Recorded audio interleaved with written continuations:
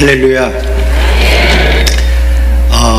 제가 해외에 있고 또 여러 나라들에 가서 이렇게 같이 예배를 드리고 하는데, 오늘 여기 찬양대를 보니까 세계적인 찬양대가 이렇게 찬양을 하는 그런 찬양대입니다.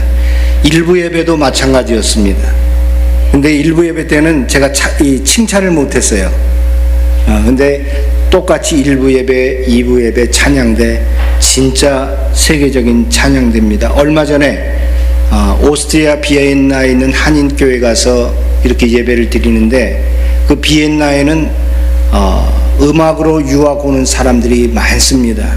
그래서 그 찬양대가 전부 성악하는 사람들, 기악하는 사람들, 오케스트라 이런 사람들이 찬양을 1부, 2부 하는 것을 이렇게 들어서 이거 참 잘한다 그렇게 생각을 했는데, 오늘 여기 와서 보니까 거기는 아무것도 아니네요.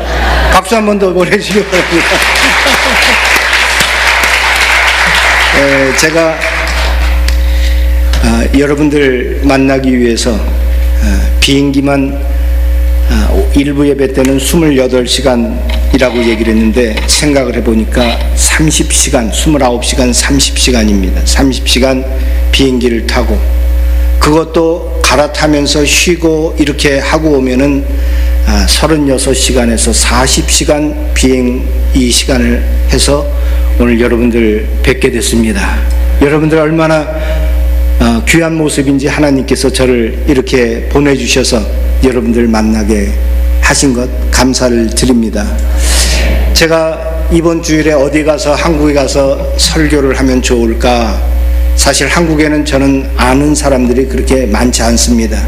우리 대학 친구들 있고, 그래서 우리 친구들한테 제가 카톡방에 올렸습니다. 내가 이번 주일에 설교하러 갈 곳이 없는데 누가 나 좀 초청했으면 좋겠네 라고 했더니, 바로 박 목사님이 딱 이렇게 올리셔서 우리 교회 오시오. 그래서 제가 이거 하나님의 뜻이구나, 제가 이곳에 가서 말씀을 전해야지 되겠다 라고 해서 이렇게 왔습니다. 목사님 또 이렇게 와서 보니까 아주 목회도 잘하시고, 저는 제가 아르헨티나에서 가장 오래 한 교회에서 목회하는 그런 목사인 줄만 알았습니다. 사실 저희들이 이렇게 같이 공부하고 친하게 그 어린 시절에 그렇게 같이 지나고 했지만은 졸업하고 나서는 헤어져서 만나질 못했었습니다. 그래서 저는 이번에 와서 우리 친구들 만나는데 처음 만나는 줄 알았어요. 우리 박 목사님을 졸업하고서. 그랬더니 저보다도 기억력이 더 좋아서 한 10몇 년 전에 한번 어디서 만났었다 딱 그렇게 얘기를 하는데, 그때 만났었어요. 그러고 나서는 이번에 두 번째 만나고 이렇게 오게 된 것입니다. 그런데 여러분들 모습 보니까 목사님 얼굴과 성도들의 얼굴은 같은 것 같습니다. 여러분들 모습도 다 그렇게 푸근하고 온화하고 아주 점잖은 모습 이렇게 뵙게 돼서 우리 목사님도 참 감사하고, 또 여러분들 이렇게 감사하고 하나님 앞에 영광 돌립니다. 여러분들 아르헨티나 뭐라고 얘기를 해야 될까요? 땅고, 여기서는 탱고라고 하죠. 저희들은 거기서 땅고, 그리고 축구, 그리고 소의 나라. 그래서 아르헨티나에 가면은 세 가지를 놀란다고 합니다. 첫째로는 아르헨티나가 참 넓고 아름답고 소가 많고 그런 나라. 참 좋은 나라다. 아르헨티나 좋은 나라입니다. 정말 자연 그대로 있는 그 아름다운 그런 나라. 혹시 또 제가 이렇게 얘기하는 거 듣고 나도 아르헨티나로 이민 가야 되겠다 라고 생각하시는 분 있으면 연락 주시기 바랍니다. 제가 잘 모시겠습니다. 그런 좋은 나라, 이거 보고서 아르헨티나를 놀랍니다. 두 번째로는, 그런데 왜 아르헨티나가 그렇게 어렵습니까? 라고 하는 것에 또 놀랍니다. 아르헨티나 어렵습니다. 60년대까지만 해도 세계 5대 부국 가운데 하나였습니다. 2차 대전 치르면서 가장 부한 나라로, 전쟁을 겪지 아니하고, 그래서 모든 그 세계에서 선망했던 나라가 아르헨티나였습니다.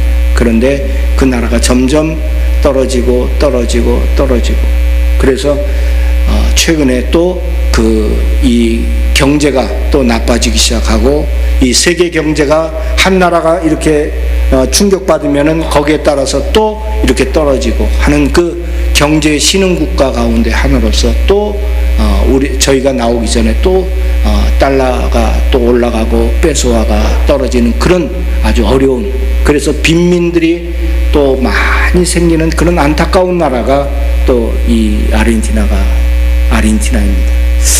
세 번째 놀라는 것은, 여러분들 아르헨티나에 한국 교민들이 얼마나 살고 있을까요?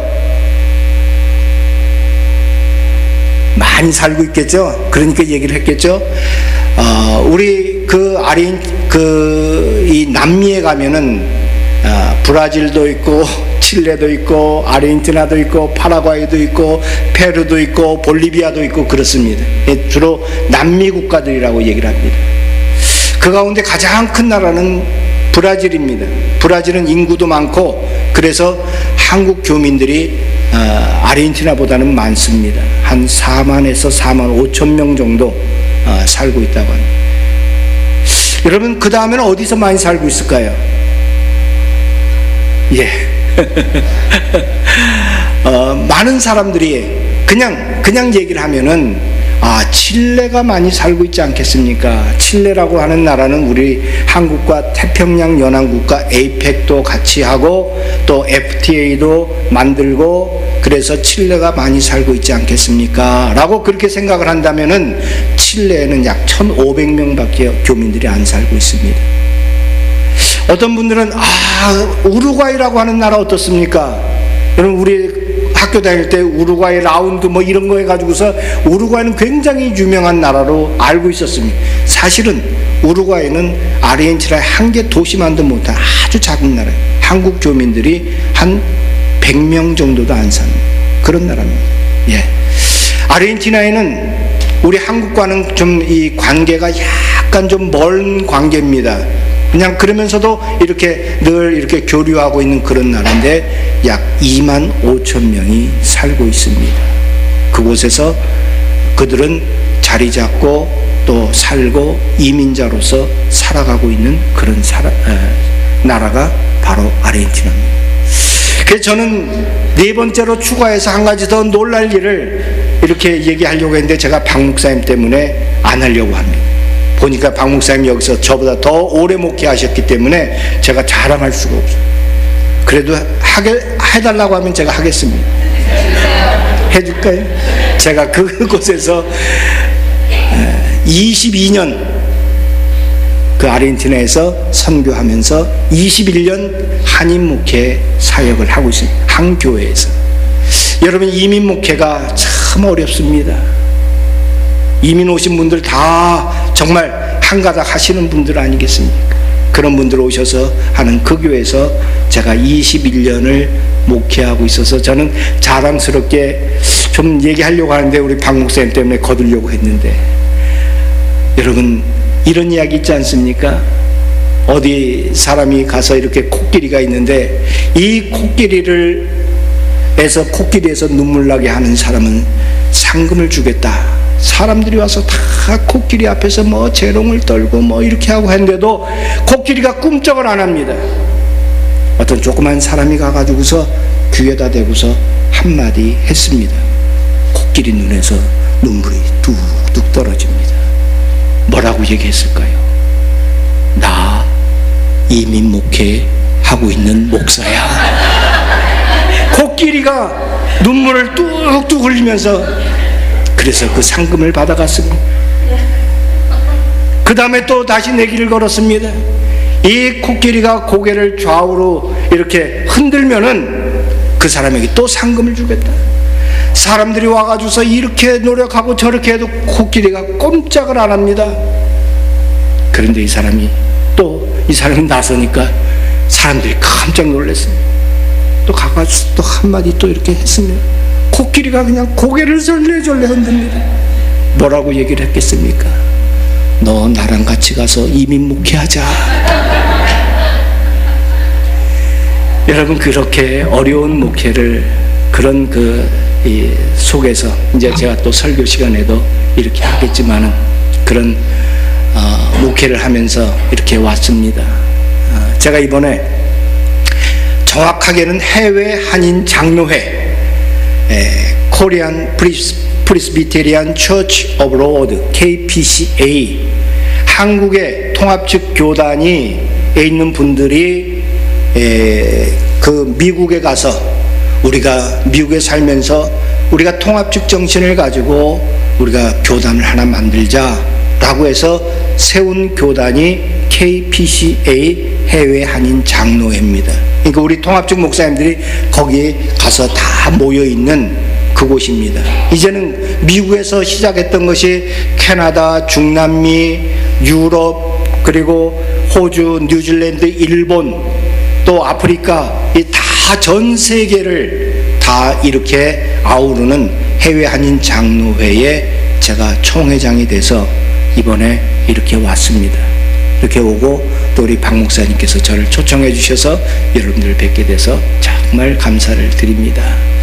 저희 교단은 22개 노회에 숫자적으로 보면은 교회는 그렇게 많지가 않지만은 전 세계에 나가 있는 한인 디아스포라 700만을 대상으로 저희들이 목회하고 선교하고 복음을 전하고 있습니다. 500개 교회, 전 세계에 흩어진 한인교회 500개 교회, 그 한인들이 전 세계 속에 약 5,000개 교회가 있다고 하는데 그 10분의 1을 저희들이 감당하는 그런 교단이고, 그리고 1,000여 명의 목사님들, 그리고 10만 성도가 있는 교단이 저희 교단입니다.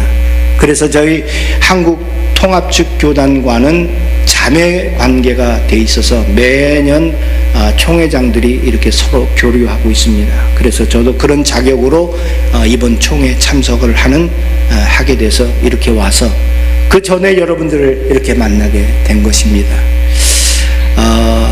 이렇게 돼서 또 여러분들 뵙게 됐고, 또 아르헨티나를 또 이렇게 소개를 하고, 그래서 아르헨티나에서 복음 전하고 있는 이민 목회자들, 교회들, 또 저희 소망교회, 제가 목회하는 소망교회는 35년 된 교회입니다. 이민자들이 그곳에 가서 교회를 세우고 거기에서 이렇게 또 신앙생활을 하고 있는 그런 교회입니다. 뭐 교세는 제가 보니까 우리 여기 이 교회랑 거의 비슷하다라고 생각을 합니다. 그런 교회입니다. 여러분, 이민 목회 교회들이 그렇게 크지 않지 않습니까? 혹시 외국에 나가서 교회 보신 분들은 다 아시겠지만은 그런 목회를 하면서 또 거기서 선교하고 그렇게 하고 있습니다. 여러분들 위해서 우리 많이 기도해 주시고 그렇게 하면 좋겠습니다. 이제 말씀을 전하도록 하겠습니다. 우리 크리스찬은 세상의 성공보다는 예수님의 십자가로 사는 사람들입니다. 예수님의 십자가가 성도들의 인생을 새롭게 합니다. 오늘 말씀에서도 예수님은 누구든지 자기를 부인하고 자기 십자가를 지고 나를 따르라. 우리 성도의 길은 바로 예수님의 십자가를 지고 가는 그 길입니다.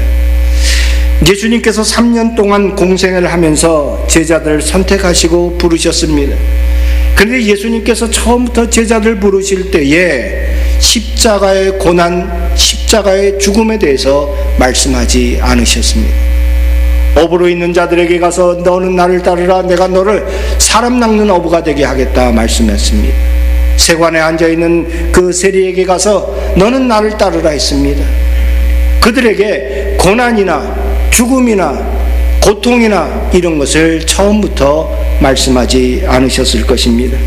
아마 제자들이 처음부터 예수님께서 내가 이 십자가를 지고 죽고 너희들도 이 십자가를 지는 생활을 해야 될 것이다 라고 했다면 제자들이 따라오지 않았을 것입니다.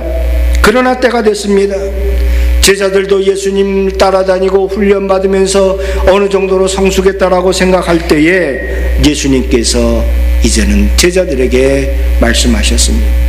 가이사랴 빌립보로 가서 그곳에서 제자들에게 물었습니다. 사람들이 나를 누구라 하느냐? 제자들이 대답을 했습니다. 그때 또 예수님께서 그러면 너희들은 나를 누구라 하느냐라고 그렇게 물었습니다. 그때 베드로가 대답을 합니다. 주님은 그리스도십니다. 구원자시요 하나님의 아들이십니다. 메시아십니다. 그 가이사라 빌립보라고 하는 엄청난 권력과 그 우상 앞에서 제자들은 이런 권력이나 우상 앞에서 이것이 아니라 바로 당신만이 우리의 메시아고 당신이 나의 구원자이십니다 라고 하는 고백을 한 것입니다. 그러자 예수님께서 제자들에게 말씀하셨습니다. 내가 이제부터 말하는 것 잘 들어라. 내가 십자가에서 고난당하고 십자가에서 죽고 내가 3일 만에 부활할 것이다. 처음 말씀하셨습니다. 제자들의 고백이 있고 나자 주는 그리스도시요 살아계신 하나님의 아들이라고 하는 그 고백이 있자마자 예수님께서 됐다. 이제 내가 십자가의 고난을 얘기해도 되겠구나. 그렇게 말씀하신 것입니다. 그런데 베드로가 거기에서 예수님 붙잡고 간구합니다. 아닙니다, 주님. 주님께서 죽으셔야 된다니 안 됩니다. 그때 주님께서 이 베드로를 야단치셨습니다. 사단아, 내 뒤로 물러가라. 너는 하나님의 일을 생각지 아니하고 하나님의 일을 생각지 아니하고 사람의 일을 생각하는구나. 그러면서 예수님께서 하신 말씀이 누구든지 나를 따라오려거든 자기를 부인하고 자기 십자가를 지고 나를 따를 것이니라 라고 말씀하셨습니다. 제자들은 이 말씀을 이해하지 못했습니다. 예수님을 따르면 다 성공하는 줄 알고 다 잘되는 줄 알고 다 출세하는 줄 알고 제자들은 그렇게 생각하고 있었습니다. 그래서 예수님께서 그의 나라가 임하실 때에 우리가 어느 자리에 앉을까? 주님 우편에 앉을까? 주님 좌편에 앉을까? 이것 때문에 다툼을 했던 그런 제자들이었습니다. 그랬던 제자들이 예수님께서 십자가를 지고 따르라, 그것을 이해하지 못했습니다. 그러나 제자들은 훗날 이 말씀을 이해하고 십자가를 지고 복음 전하다 순교를 하게 됩니다. 오늘 말씀 제목에 십자가를 지고 따르라고 하는 이 말씀 속에 우리가는 세 가지가 숨겨져 있다라고 하는 것을 생각을 해야 됩니다. 먼저 자기를 부인하라 라고 하는 이 말이 있습니다. 두 번째로는 자기 십자가를 져야 된다라고 하는 것입니다. 세 번째는 예수님을 따른다라고 하는 것입니다. 무조건 예수님의 십자가를 지고 따르는 것이 아닙니다. 먼저 해야지 될 일이 있다라고 하는 것을 우리들에게 가르쳐 줍니다. 내 자신을 부인하고 그리고 십자가를 지는 것입니다. 여러분, 여기서도 우리는 생각해야 될 것이 있습니다. 주님을 따르기 위해서는 우리가 십자가를 지고 따르면 되겠구나 라고 그렇게 생각을 합니다. 여러분, 이 앞에 있는 것 내 자신을 부인하지 아니하고는 주님의 십자가 지는 것이 가능하지 않기 때문에 그렇습니다. 많은 분들이 예수님을 따른다고 하면서 십자가를 지고 간다라고 하면서 자기 부인이 되지 아니해서, 내 자신이 부인되지 아니해서 십자가 지다 그만 실망하고 이게 아닌가 보다 그런 경우가 많이 있습니다. 이 시간에 십자가를 진다라고 하는 것에 대해서 5가지로 여러분들에게 말씀을 드리고자 합니다. 첫 번째로, 십자가를 지는 것은 모든 사람들에게 해당된 일이다라고 하는 것입니다. 예수 그리스도를 따르는 구원받은 성도들 모두는 십자가를 져야 된다라고 하는 것이죠. 오늘 말씀에서 예수님께서 말씀하셨습니다. 34절에서 여러분 잘 읽어보시기 바랍니다. 무리와 제자들을 불러 이르시되 누구든지 나를 따라오려거든 말씀하고 있습니다. 예수님께서 제자들만 따로 불러내지 아니하셨습니다. 예수님께서 무리들만 따로 이렇게 구별시켜 놓지 않으셨습니다. 여러분, 여기 제자들과 무리들은 엄연히 구별되는 사람들입니다. 무리라고 하는 사람들은 예수님을 그저 따라다니는 사람들입니다. 예수님께서 떡을 나눠주고 이 생선을 나눠주고 그럴 때에 우리 주님 따라다니면은 먹을 것이 생기는구나. 어떤 사람들은 예수님을 병을 고쳐주는 분으로 알고 그분을 따라다녔습니다. 다 무리들입니다. 이름 없는 사람들. 그러나 제자들은 좀 특별한 사람들이죠. 너는 나를 따라오너라. 예수님께서 부른 사람들입니다. 그런데 오늘 말씀에서는 이 두 그룹을 나누어 놓지 아니하고 무리와 제자들을 놓고서 말씀하신 것입니다. 누구든지 나를 따라오려거든 그렇게 말씀하셨습니다. 이 말씀을 우리 현대교회 성도들에게 적용한다라고 하면은 우리 모두 다 십자가를 지고 따르는 성도가 된다라고 하는 것입니다. 다 해당되는 것입니다. 십자가를 지는 것은 목사님이 지고 가십시오. 십자가를 지는 것은 장로님들만 지고 가십시오. 십자가를 지는 것은 직분자들이 지십시오. 나는 이렇게 구경하고 있겠습니다 라고 하는 것이 아니라, 십자가를 지는 것은 중직자들이나 또는 주의 일을 하는 사람들이나 아니면 그냥 모든 우리 주의 구원받은 모든 성도들이나 다 구별 없이 모든 성도들은 십자가를 지고 따라야 된다라고 하는 것을 말씀하고 있는 것입니다. 여러분, 우리들은 십자가를 지고 가야 됩니다. 요즘 우리 현대교회 성도들의 문제가 무엇입니까? 그것은 우리들은 십자가를 지지 않는 편안한 신앙생활, 마치 구경꾼처럼 극장에 표 사가지고 들어가 있는, 그래서 그 영화를 감상하는 것처럼 그렇게 신앙생활하는 분들이 요즘 현대교회에 얼마나 많이 있습니까? 여러분, 이민교회 어떻습니까? 여러분, 이민 오신 분들을 아까 보니까 우리 장로님이 이민 생활 좀 하셨다라고 말씀을 하시더라고요. 여러분, 이민 가면요 얼마나 소외당하고 말이 안 되고 문화가 틀리고 다 생김새가 틀리고. 저도 한국에 와서 이렇게 다니면은 마음이 편해요. 저희 집사람도 여기 오면 이렇게 편한데 왜요? 긴장을 안 해도 돼요. 우리 다 얼굴이 같잖아요. 스페인어로 까라라고 하는데 좀 액센트가 그렇습니다만 까라, 이 얼굴이 까랍니다. 까라가 틀리니까 그 사람들과 같이 지낼 때 항상 긴장하게 됩니다. 골목길을 이렇게 가면은 좀 이렇게 한적한 길을 가면 누가 오지 않을까, 또 차가 와서 또 이렇게 해가지 않을까, 항상 그런 긴장의 연속 속에 살아갑니다. 말이 통하지 않으니까 또는 그래서 차별당하고 소외당하고 그렇습니다. 그래서 저는 성도들이 교회 와서 예배드리고 이렇게 조금 더 좀 그 얘기는 나중에 좀, 그 성도들, 그 이민자들이 그래 교회에 처음 발들이는 것은 그런 외로움을 달래기 위해서, 소외당한 거. 그래도 교회 가면은 그 맛있는 밥, 한국 음식 해준다더라. 그 음식 먹으러 오고 또 서로 친교하기 위해서 그렇게 오지 않습니까? 여기서 신앙훈련이 잘 되어지고 그렇게 하면 좋은데, 한쪽에서는 또 그렇게 되지 못하면 영원한 구경꾼으로 남는 성도들도 있지 않겠습니까?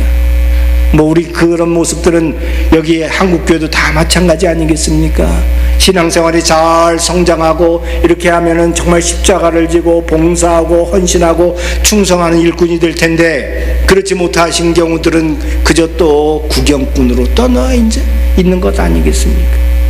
그래서 저는 이렇게 이민 목회하면서 성도들이 나와서 교회 나와서 예배드리고 그 다음에 식사하면서 막 떠듭니다. 얼마나 떠들, 유독 왜냐하면 그동안 말 못했던 거, 한 주일 동안 말 못했던 거 다 그냥 아블라 무초, 아블라 말한다는 건 무초, 아블라 무초. 그 다음에 또 이렇게 친교실로 또 옮겨가서 그 커피 마시면서 또 아블라 무초, 저는 그래서 주일날 그 친교실에 앉아서 성도들이 이쪽에 한 그룹 저쪽에 한 매주일 만나는데 뭘 그렇게 말할 게 많은지 그냥 막 떠들 그냥 도대체 말할 수 없을 정도로 하는 이것을 저는 보면서 하나님, 저들이 저렇게라도 하지 않으면은 속에 응어리가 지겠지요. 속에 응어리 지겠지. 예, 그렇게. 여러분, 여기서 신앙생활하면서 잘 훈련되어지면은 정말 구경꾼 신자가 아니라 정말 주님을 위해서 충성하고 봉사하고 섬기는 그런 일꾼들 될 것입니다. 십자가를 진다라고 하는 것, 그것은 우리 모든 성도들이 해야지 될 일이다라고 하는 것입니다. 두 번째로 십자가를 지는 일은 영구적인 것이다라고 하는 겁니다. 누가복음 9장에 같은 말씀이 나옵니다. 그런데 누가복음 9장에서는 자기를 부인하고 날마다 제 십자가를 지고 따를 것이다 라고 얘기를 하고 있어요. 날마다. 여러분, 오늘만 지고 됐습니다 라고 하겠습니까? 주님께서는 날마다 지라고 얘기를 하십니다. 우리들이 때로는 그렇게도 신앙생활 할 때도 있습니다. 내가 이번엔 이건 내가 봉사했으니까 좀 나 좀 쉬게 해줘. 저 사람 안 했잖아. 저 사람 좀 하게 해줘. 나는 십자가 지는 일 좀 그만하자. 우리 그런 적 얼마나 많습니까? 그런데 주님께서는 자기가 져야 될 그 십자가를 날마다 이 날마다라고 하는 말은 내가 이 세상 살아가는 그 모든 날들 동안 날마다 하라라고 하는 그런 말씀입니다. 세 번째로 십자가를 지는 것은 자발적으로 하는 것이다라고 하는 것입니다. 십자가를 지는 것은 억지로 하는 것이 아닙니다. 내 의지를 가지고 자발적으로 하는 것입니다. 여러분, 예수님 믿을 때 억지로 믿었습니까? 억지로 신앙 고백하라고 해서 당신 이거 고백해야지 돼 라고 해서 내가 억지로 고백을 했습니까? 아니죠.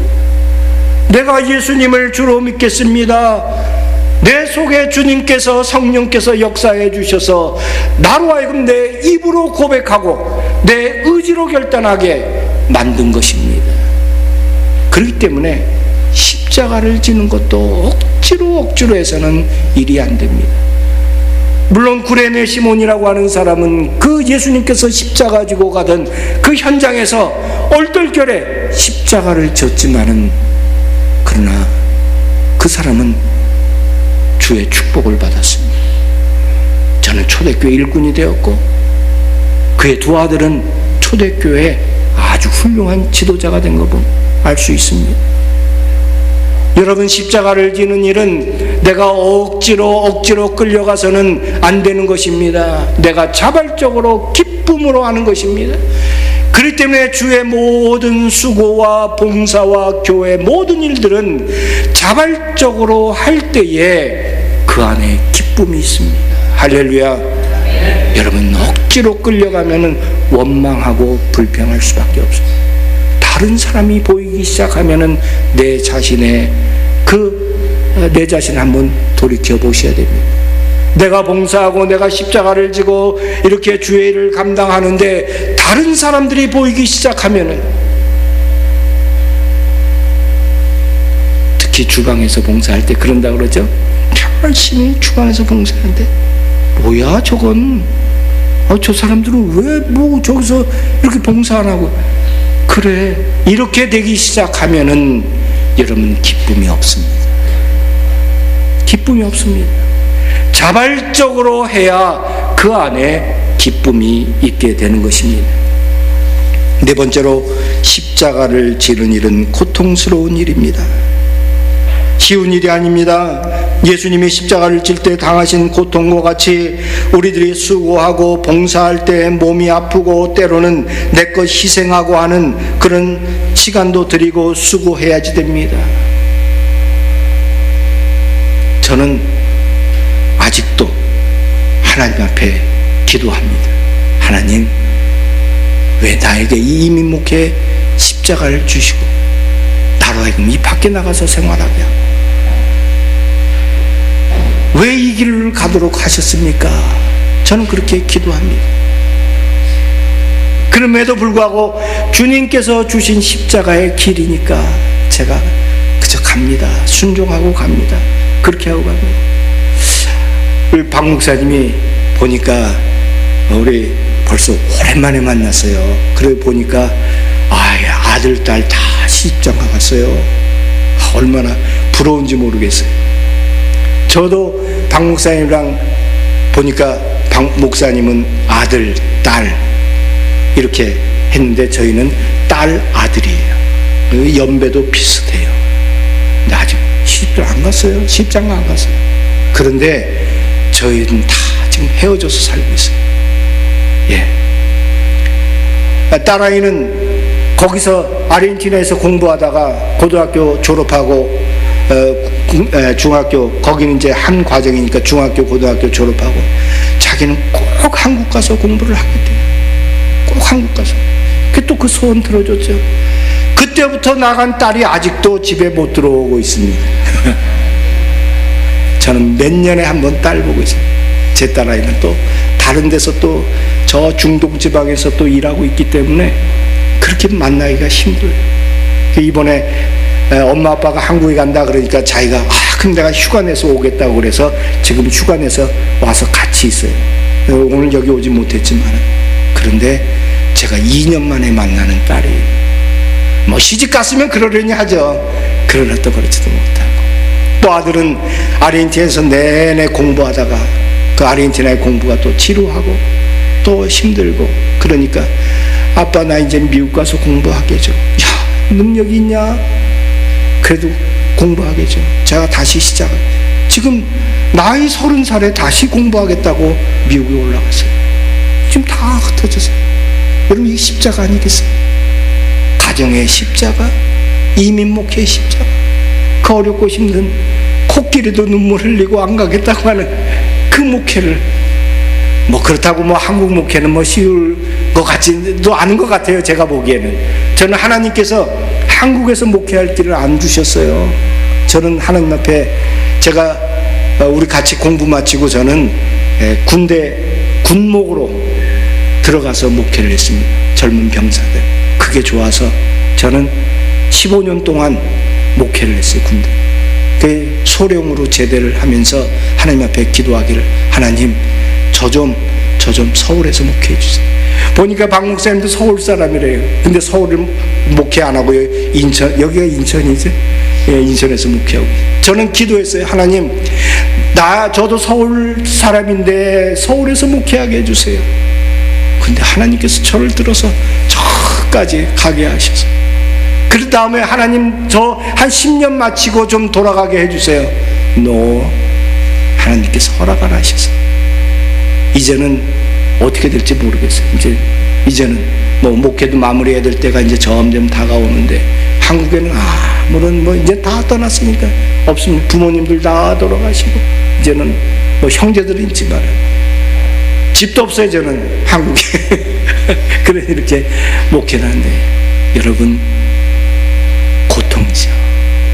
여러분 예수님 믿는 거 십자가 지고 가는 것 이 고통입니다. 세상에서 볼 때 예수님 믿는 것이 축복의 길이다 라고 보일 때는 여러분들 우리는 조심하셔야 됩니다. 고통의 길입니다. 여러분들은 그 길을 택해서 오신 것입니다. 그러나 그 고통 뒤에는 영광이 있습니다. 예수님의 십자가 그 고통 뒤에 영광이 있었고 그래서 그 고통 이겨낼 때 그 영광의 기쁨이 있는 것입니다. 마지막으로 십자가는 곧 죽음을 의미합니다. 자기의 자존심, 자기의 만족, 자기 쾌락, 자기 욕심, 자기 이익을 모두 죽여야 되는 것입니다. 이것이 바로 자기 부인 또는 자기 부정이라고 하는 것입니다. 나 자신을 죽이고 십자가를 지는 것입니다. 여러분 자기를 부인하고 십자가를 지고 따르라고 했습니다. 그런데 우리가 그것을 알고 있습니다. 그럼에도 불구하고 우리가 왜 십자가 지는 신앙생활에 실패를 합니까? 그것은 내 자신이 부인 안 됐기 때문에 그렇습니다. 내 것을 내려놓고, 내 쾌락을 내려놓고, 내 만족을 내려놓고, 내 자신을 내려놓고, 사도 바울은 이걸 알았습니다. 이제는 내가 산 것이 아니요 내 속에 그리스도께서 사신 것이다. 자기 자신은 이미 죽었다라고 하는 것을 알았습니다. 그렇기 때문에 그 길을 가는 것입니다. 이솝우화 중에 이런 이야기가 있습니다. 어느 집 큰 집에 결혼식이 있어서 음식을 만들게 됐습니다. 집주인이 이 집안에 있는 모든 동물들을 다 불러서, 야, 이제 우리가, 내 아들이 이제 이 결혼 잔치를 하게 됐으니까 많은 음식들을 만들어야지 되겠다. 어떻게 생각하느냐? 아, 좋습니다. 좋습니다. 그래? 자, 그러면 우리가 어떤 음식을 만들까? 저 거위를 잡아서 음식을 만들까? 거위가 그 얘기를 듣자 새파랗게 질려서 얘기를 합니다. 아, 주인님, 왜 제가 주인님을 위해서 날마다 큰 알도 낳아서 주인님에게 드리고, 그런데 제가 왜 희생을 해야지 됩니까? 저 수탉을 잡으세요. 수탉이 깜짝 놀라서 얘기를 합니다. 나는 이 집에 아침마다 소리 질러서 깨우는 거룩한 직분을 갖고 있는데 내가 죽어서 되겠습니까? 저기는 신통치 않은 양이 있는데 양을 잡으십시오. 여러분, 양이 잘 움직이지 않습니다. 그리고 좀 어떤 때는 양도 이렇게 좀 지저분합니다. 그때 양이 얘기를 합니다.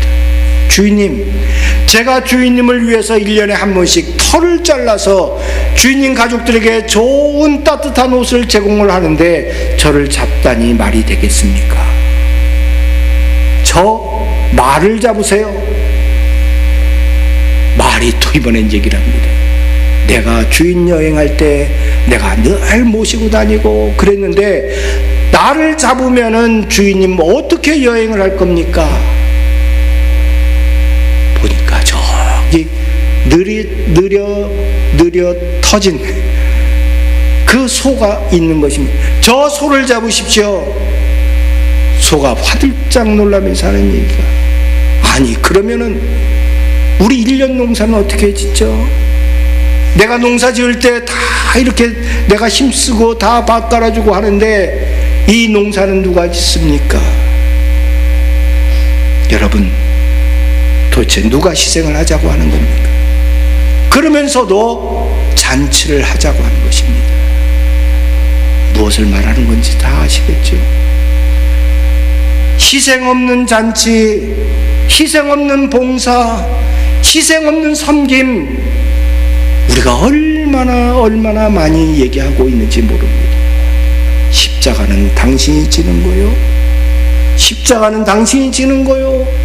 십자가는 당신이 지는 거라고 우리가 얼마나 많이 외치고 왔습니까? 되지 않습니다. 십자가를 지는 일은 쉬운 일이 아닙니다. 그것은 죽음이고 희생이고, 그러나 십자가 뒤에는 생명이 있고 구원이 있습니다. 제자들은 처음 나를 따라오려거든 자기를 부인하고 자기 십자가를 지고 나를 따르라는 말에 당황을 합니다. 그러나 시간이 지나고 예수님께서 십자가에 죽으시고 3일 만에 살아나시고, 그리고 하늘로 올라가시고 성령께서 오시고 나자 저들은 그것을 깨달았습니다. 아, 이것이 바로 십자가를 지는 일이구나. 저들은 십자가를 지고 기꺼이 자기 것 아끼지 않냐고 다 십자가를 지고 순교했던 것을 볼 수가 있습니다. 오늘 이 아침에 주님께서 우리들에게 물으십니다. 당신은 십자가를 질 것인가? 여러분들, 십자가를 질 때에 고통스럽고 아프고 힘들고, 그러나 십자가를 지고 난 후에 뒤에 그 기쁨과 만족과 행복이 있는 줄로 믿습니다. 이것을 바라보고 주를 위해서, 복음을 위해서, 주의 교회를 위해서 기꺼이 십자가 들으며 여러분들의 일생을 드릴 수 있는 주의 모든 성도들 되시기를 주의 이름으로 축원합니다. 기도하겠습니다. 하나님 감사합니다. 우리가 십자가를 지는 일 정말 어려운 일인 줄 알고 있습니다. 그러나 이 십자가를 질 때에 주의 복음이 선포되고 주의 사랑이 전파되고 하나님 나라가 확장되어 가는 줄로 믿사오니 우리가 주의 십자가 지고 주님의 몸된 교회를 위해서 또 하나님 나라를 위해서 살아가고 그 안에서 참 행복을 맛보는 저희들 되게 하여 주시옵소서. 예수님의 이름으로 기도드리옵나이다. 아멘.